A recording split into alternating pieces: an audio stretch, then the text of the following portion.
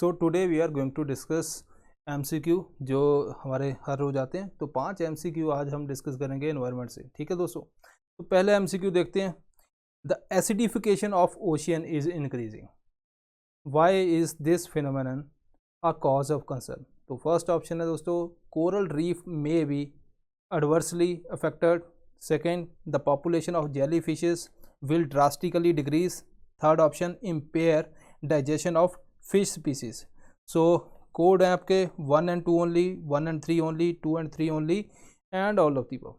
तो video stop करके अगर आपने देखना है इसको ध्यान से क्वेश्चन को तो देख सकते हो। उसके बाद हम आंसर देखते हैं दोस्तों। ठीक है, तो यहाँ पे आंसर है अपना 1 and 3। देखो पहले एसिडिफिकेशन देख लेते हैं कैसे होती है। एसिडिफिकेशन का मतलब है कि एच आयन आपके यहाँ पे इंक्रीज हो गए। ठीक है जी, तो एच आयन जैसे आपका जितना CO2 बढ़ेगा उतना ही आपका एटमॉस्फेयर के अंदर, तो उतना ही आपका जो ओशियन के अंदर है ना CO2 इंक्रीज होगा एंड वाटर से बाद में कंबाइन करके वो HCO3 negative and H positive बनाता है। अब ये H पॉजिटिव बहुत खतरनाक है इन द सेंस कि जैसे कोरल है, कोरल किससे बनता है? Calcium carbonate CaCO3। तो अगर कोरल ब्रेक होता है जब, तो कैल्शियम बनता है एंड कार्बोनेट। तो ये कार्बोनेट फिर आगे किसी कैल्शियम से कनेक्ट करके एंड कैल्शियम कार्बोनेट बनाते रहते हैं। लेकिन जब आपका एच आयन बहुत ज़्यादा इंक्रीज कर जाता है तो ये जो कार्बोनेट अलग हुए हैं उसके साथ कंबाइन कर जाता है एंड बाइकार्बोनेट बना देता है। तो अब कार्बोनेट कम हो गया और कोरल के अंदर इम्पैक्ट क्या होता है? जो कोरल है अभी वो भी धीरे धीरे उसके अंदर भी इम्पैक्ट रहता है, उसका भी डिक्रीज होना स्टार्ट हो जाता है। और जो ऑलरेडी डेड है उसका भी जो कैल्शियम कार्बोनेट है वो इरोड होना स्टार्ट हो जाता है। तो डबल इम्पैक्ट होता है एसिडिफिकेशन का। उसके अलावा हमारे क्वेश्चन में ये था कि जेली फिशेस, देखो अभी रिसेंटली ये भी रिपोर्ट है कि jelly fishes they can dominate, ये डोमिनेट कर सकते हैं फ्यूचर के अंदर, क्योंकि इनके अंदर कैपेबिलिटी है कि जो थोड़ा एसिडिक एनवायरनमेंट को ये झेल जाती हैं।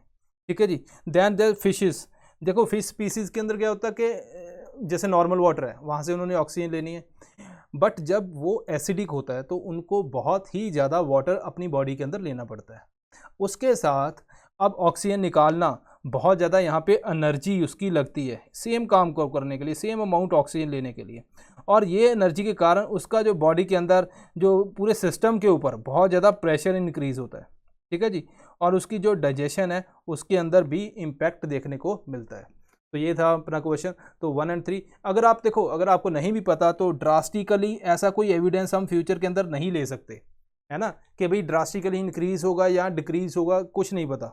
तो ये आपका क्वेश्चन, ये स्टेटमेंट को आप वैसे भी एलिमिनेट कर सकते थे। चलिए सेकंड क्वेश्चन देखते हैं। Ozone depletion is a cause of concern, which of the following condition responsible for ozone depletion in polar areas? First option is low polar temperature, second formation of polar vortex, third polar stratospheric clouds, fourth denitrification. So option है आपके 1 and 2 only, 1 2 3 only, 2 3 4 only and all of the above. चलिए दोस्तों जल्दी से अपना answer mark कीजिए। चलिए तो देखते हैं। तो इसका answer all of the above है, सभी हैं। ये कैसे होता है आपको पता है कि जो पोलर रीजन है ना, अगर मैं बात करूं पहले इसको देख लेते हैं थोड़ा सा कि होता क्या है पोलर रीजन के अंदर। अगर क्लोरीन मोनोऑक्साइड की बात करें, ये मिलके और ऑटम के अंदर जो माइल्ड टेम्परेचर जब रहता है पोलर रीजन के अंदर, तो वहाँ पे ClO NO2 बनाते हैं, HNO3 बनाते हैं, देन HCl बनता है। ठीक है, जो डिफरेंट गैसेस ये मिलके बनाती हैं। उसके बाद बहुत ही लो टेम्परेचर और क्रिएट हो जाता है जिससे बनते हैं पोलर स्ट्रेटोस्फेरिक क्लाउड। इन क्लाउड्स को बनने के लिए अराउंड -78 डिग्री सेल्सियस टेम्परेचर चाहिए। आपके मन में क्वेश्चन आएगा यार कि जो अंटार्कटिक रीजन है वहाँ पे जो ये अपना ओजोन डिप्लीशन हम ज़्यादा सुनते हैं, आर्कटिक के अंदर इतना नहीं सुनते। उसका रीज़न भी यही है, जो पोलर स्ट्रेटोस्फेरिक क्लाउड है ना दोस्तों, ये वाला क्लाउड आपका इस टेम्परेचर के ऊपर बनता है। और ये टेम्परेचर आपका जो अराउंड 6 मंथ तक अंटार्कटिक रीजन के अंदर रहता है।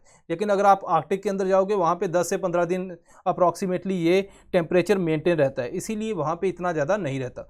अब पोलर स्ट्रेटोस्फेरिक क्लाउड जो हैं ये मेनली बनते हैं HNO3 के कम्बिनेशन से। ठीक है जी, अब ये वाला जब तक पोलर स्ट्रेटोस्फेरिक क्लाउड बन गया, इसने ClO को अपने अंदर रख लिया और ये उसने बाइंड करके रखता है, ये अभी फ्री नहीं है ClO।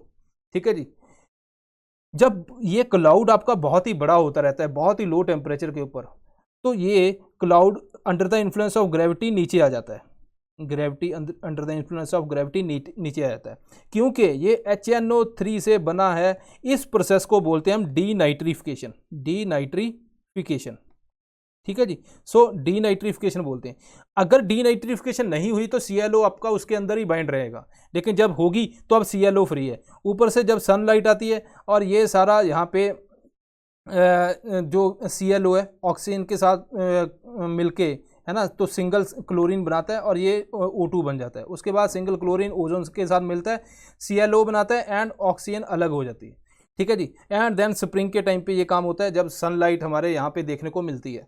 उसके बाद में जो टेम्परेचर इंक्रीज करता है एंड देन फिर वही ClO ऊपर चला जाता है। तो ये अपना ऐसे प्रोसेस रहती है। अगर आप देखोगे तो यहाँ पे हमने कंडीशन क्या पढ़ी थी, ठीक है जी, उसको बारे में देख लेते हैं। जो अभी रिसेंटली इस क्वेश्चन में लो पोलर टेम्परेचर, तो ये तो रहना ही चाहिए। अगर आपके पोलर स्ट्रेटोस्फेरिक क्लाउड बनेंगे नहीं तो ये भी अपना इसी के अंदर रीजन आ गया।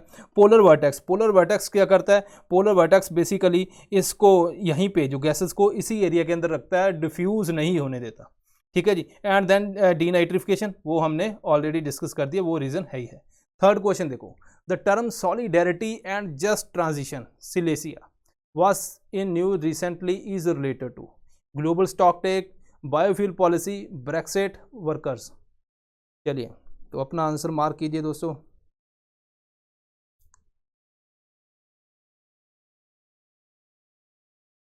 चलिए तो आंसर इसका है वर्कर्स। तो अगर हम देखें जो कैटोवेस, यहाँ पे जो COP24 हुआ था पेरिस, जो इससे पहले हो चुका था, तो यहाँ पे ये बोला गया कि रूल बुक लेके आते हैं कि हमने कैसे आगे काम करना है। सारी कंट्री को बोल दिया था INDC लेके आओ, नेशनल डिटरमाइंड कंट्रीब्यूशन, है ना। तो वहाँ पे सभी कंट्री ये अपना बताने लगी कि हम इतना अपना डिक्रीज़ करेंगे, पोल्यूशन को हम इतना करेंगे। तो ये सारे बोल बचन वहाँ पे चलते रहे उनके। तो अगर आप बात देखोगे तो इसके अंदर क्या क्या बोला गया, इसके अंदर कुछ चीज़ें बोली गई कि जो जैसे मान लो अपने क्लीन एनर्जी की तरफ जाना है, लेकिन जो पहले फैक्ट्रीज़ हैं, जो पहले आपके जो इंडस्ट्रीज़ हैं जो बहुत ज़्यादा पोल्यूशन करती हैं, है ना, ये ऑलरेडी पोल्यूशन कर रही हैं, तो आपने क्लीन एनर्जी करनी है तो इसको बंद करना पड़ेगा, ताकि हम कोई क्लीन एनर्जी का जो कोई भी इंडस्ट्री है वो इस्टेब्लिश कर सके या इसके अंदर कुछ ना कुछ मॉडिफिकेशन कर सकें।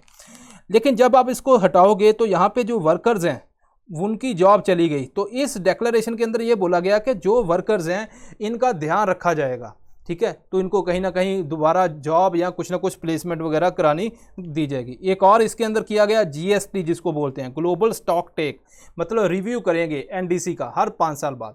तो पहला 2020 इसके अंदर बोला गया कि पहला 2023 के अंदर करेंगे, क्योंकि जो बहुत टाइम है अभी, तो इसलिए पहला 3 साल बाद ही हो जाएगा, उसके बाद 5-5 साल बाद ये काम चलता रहेगा, ठीक है। आगे देखते हैं उसके अंदर होता क्या है। फोर्थ क्वेश्चन देखो, which among the following is an incorrect statement, कौन सी इनकरेक्ट है? तो यहाँ पे पहली बात, first, both stratospheric and tropospheric ozone absorb infrared radiation. Second, depletion of stratospheric ozone lead to cooling effect. Third, tropospheric ozone causing warming effect. Fourth, both tropospheric and stratospheric ozone are principally responsible for present day climate change। चलिए जी, तो incorrect statement mark कीजिए, video stop कर सकते हो अगर करनी है दोस्तों। चलिए तो यहाँ पे ऑप्शन है अपना D। अब ये है क्या, हमें ये पता है कि ओजोन जो है अपनी ये इंफ्रारेड को अब्जॉर्ब करती है, बेसिकली ये हीट को ट्रैप करती है, इसलिए इसको ग्रीन हाउस गैस भी माना जाता है। लेकिन इसका इम्पैक्ट क्या, अगर आप स्ट्रेटोस्फेरिक ओजोन को देखोगे, ओजोन डिप्लीटिंग सब्सटेंस से स्ट्रेटोस्फेरिक ओजोन हमारी डिप्लीट हो रही है। ऑल्दो अभी रिसेंटली ये अपनी जो ओजोन है ये रिकवर की है ना, लेकिन हम यहाँ पे 1 डिकेड 2 डिकेड का ट्रेंड ले रहे हैं, ठीक है। लार्ज टर्म इम्पैक्ट देखते हैं यहाँ पे, तो यहाँ पे ओजोन डिप्लीट हो रही है, ठीक है जी, इतना हमें पता है। लेकिन अगर ओजोन इंक्रीज करती तो यहाँ पे इंफ्रारेड को अब्जॉर्ब करती, यहाँ पे वार्मिंग इम्पैक्ट देती, लेकिन ये डिप्लीट हो रही है, तब भी यहाँ पे कूलिंग इम्पैक्ट आना चाहिए, है ना, क्योंकि अगर इसकी जो नंबर इंक्रीज हो रहा है, इसकी वैल्यू इंक्रीज हो रही है जो स्ट्रेटोस्फेरिक ओजोन की, ये इंफ्रारेड को अब्जॉर्ब करती है तो वार्मिंग इम्पैक्ट देगी, लेकिन अभी तो डिक्रीज हो रही है। है ना, जो लास्ट 1 डिकेड के अंदर इंक्रीज हुई डिक्रीज हुई है, तो उस कंटेक्स्ट के अंदर तो कूलिंग देनी चाहिए इसको, है ना। लेकिन क्या अभी कूलिंग है? नहीं, अभी हमारे वार्मिंग ही इंक्रीज हो रही है। इट मीन्स कि ये प्रिंसिपली जो रिलेटेड नहीं है जो करंट हमारा क्लाइमेट है। दूसरी तरफ ट्रोपोस्फेरिक देते हैं, एयर पोल्यूशन से बहुत ज़्यादा ये बढ़ रही है और वार्मिंग इम्पैक्ट है, तो ये अभी वार्मिंग इंक्रीज ही हो रही है। तो ये अभी अलाइंड है कि हमारा जो अभी क्लाइमेट चेंज हो रहा है उसके बूस्ट कर रही है और चेंज कर रही है, उसको वार्मिंग इम्पैक्ट ज़्यादा दे रही है। लेकिन जो अभी के जो क्लाइमेट है उसके लिए प्रिंसिपली, याद रखना एक वर्ड है इसके अंदर यूज़ किया गया, ठीक है जी, प्रिंसिपली रिस्पॉन्सिबल, ठीक है जी, प्रिंसिपली रिस्पॉन्सिबल नहीं है। तो एक वर्ड होता है यहाँ पे यूपीएससी आपको कंफ्यूज कर देती है। 5th क्वेश्चन देखिए दोस्तों, which of the following is included in India's red plus activities? Grassland, forest area more than 1 hectare and 10% canopy, all forest irrespective of coverage, and 4th question option is mangroves. Select the correct answer, 1 and 2 only, 2 only, 2, 3 and 4 only, all of the above। चलिए mark कीजिए दोस्तों answer. चलिए देखते हैं, तो answer है अपना 2 only. अब बात कर लेते हैं ये है क्या, रेड प्लस। देखो रेड का मतलब था reducing emission from deforestation and degradation, ठीक है जी। ये पहले रेड था सिर्फ, जब UNFCCC के अंदर भी बात चलती रही कि हमने फॉरेस्ट एरिया को इंक्रीज करना है, उसके बाद इन्होंने बोला कि यार रेड वाला जो है ये एक पूरा कंप्लीट नहीं है, कॉम्प्रिहेंसिव नहीं है, तो इसके बाद रेड प्लस वहाँ पे डाला गया। प्लस का मतलब क्या है? कंजर्वेशन ऑफ कार्बन स्टॉक, जो उसको फॉरेस्ट कार्बन स्टॉक है उसको कंजर्व करना। पहले तो था कि हमने जो नेगेटिव इम्पैक्ट हो रहा है, जो डिफॉरेस्टेशन होती है उसको रोको, डिग्रेडेशन को रोको, लेकिन अब रोकना तो है ही है, उसके साथ हमने कंजर्वेशन इम्प्रूव भी तो करना है, सस्टेनेबल मैनेजमेंट करनी है फॉरेस्ट की, एंड इन्हेंसमेंट करनी है जो फॉरेस्ट कार्बन स्टॉक की। तो ये एक पॉजिटिव इम्पैक्ट था, जो इसीलिए इसका नाम पॉजिटिव रखा गया।